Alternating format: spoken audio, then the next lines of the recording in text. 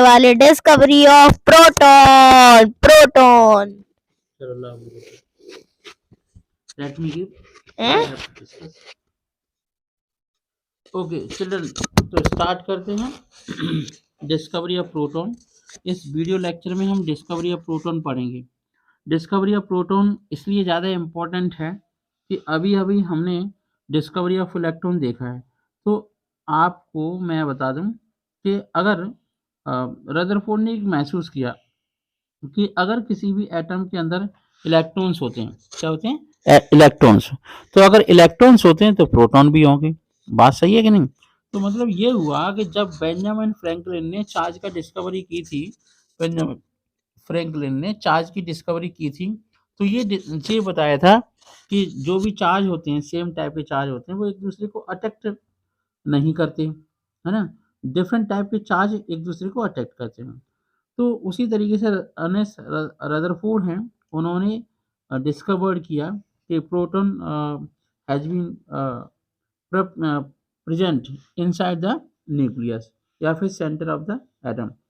So the proton was discovered by Ernest Rutherford. During this period, his research resulted in a nuclear reaction, which led to the first splitting of an atom, where he discovered proton. He named his discovery proton based on Greek word protos, which means first। मतलब ये हुआ कि electron के बाद जो सब atomic particle है वो है प्रोटॉन। प्रोटॉन पॉजिटिवली चार्ज होते हैं। अब कैसे पता लगा? ये इसकी जब स्टडी की गई तो देखा कि जो आपके कैनाल रेज होती हैं, प्रोटॉन्स होते हैं, वो नेगेटिव प्लेट की ओर डाइवर्ट होते हैं। डाइवर्जन उनका नेगेटिव प्लेट की ओर होता है। तो जो अर्नेस्ट रदरफोर्ड थे, उन्होंने प्रोटॉन वर्ड यूज किया है, और इससे पहले प्रोटॉन जो पॉजिटिव चार्ज है वो कैनाल रेज के नाम से जाना जाता है। अब इस बात को हम बाद में डिस्कस करेंगे। पहले हम ये देखते हैं कि contribution of Ernest Rutherford.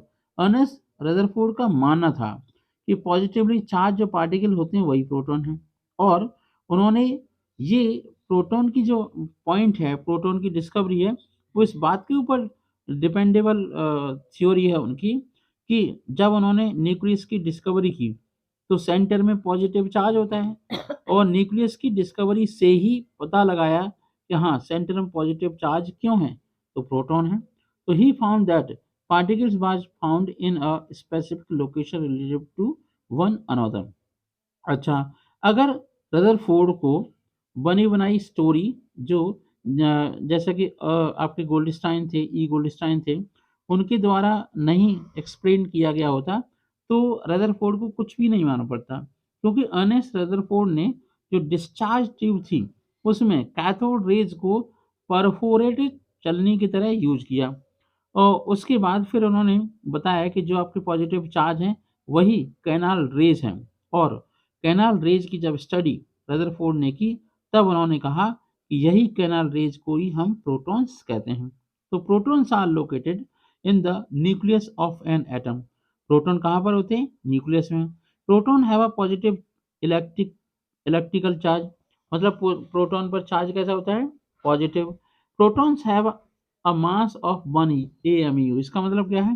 Proton का मास और हाइड्रोजन का मास बराबर होता है, इक्वल होता है। AMU मीन्स होता है atomic mass unit, the unit of measurement for the mass of atoms and सब atomic particles.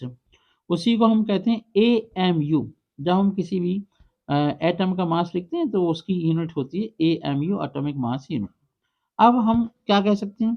What are their properties? Proton की प्रॉपर्टीज क्या हैं? तो a proton is a subatomic particle which an electric charge of one positive fundamental unit. Protons are much larger and heavier than electrons. It is about 1836 times the mass of an electron. Protons are found in a nucleus of an atom. The number of protons in a nucleus determine the chemical properties of atom। मतलब ये atomic number के बराबर होते हैं। Protons are observed to be stable and their theoretical number और theoretical minimum half life is 1 into 10⁻16 year.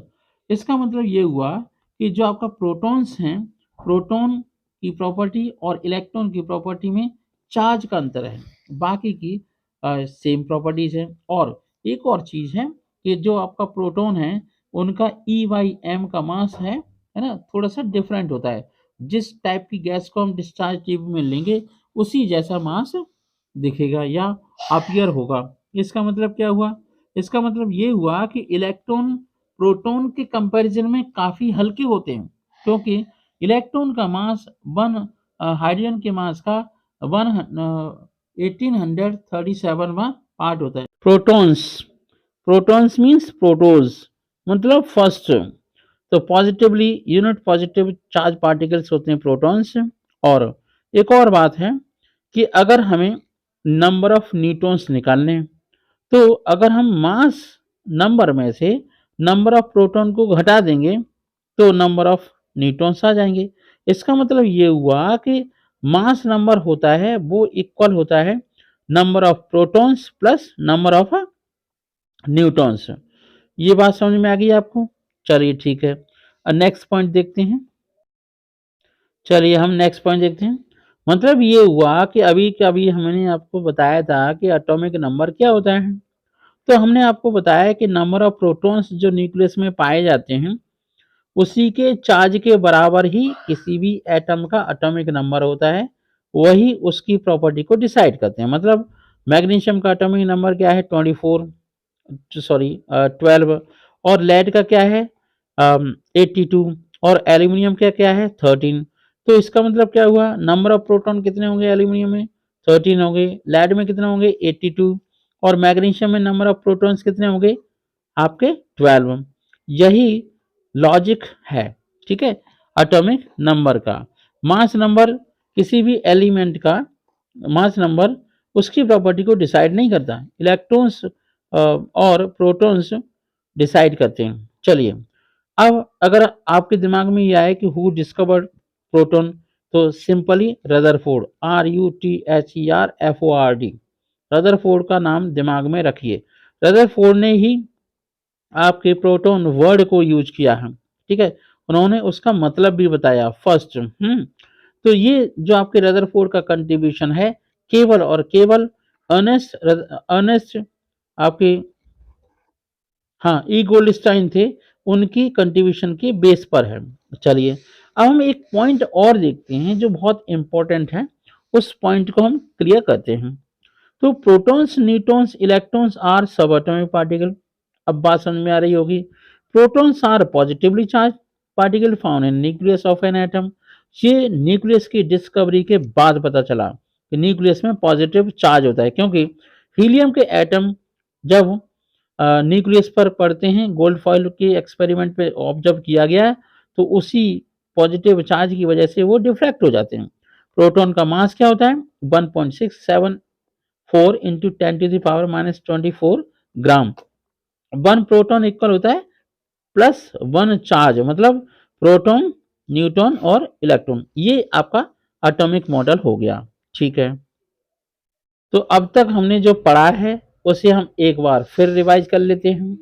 जो proton की discovery की गई है वो कैनाल रेज के एक्सपेरिमेंट से हुई है।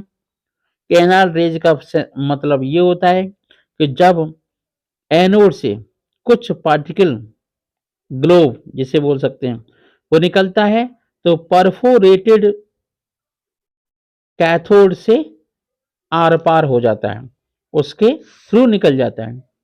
इसी को कहते हैं कैनाल रेज, क्योंकि कैनाल का मतलब है किसी छिद्र से, किसी होल से रेज का आर पार हो जाना, पेनिट्रेट हो जाना, पेनिट्रेट नहीं, आर पार हो जाना किसी पर्टिकुलर कैनाल से। इसलिए हम इसे कहते हैं कैनाल रेज। तो आई होप आपको ये बात समझ में आई होगी कि कैनाल रेज और प्रोटॉन की डिस्कवरी क्या है। तो thank you so much for being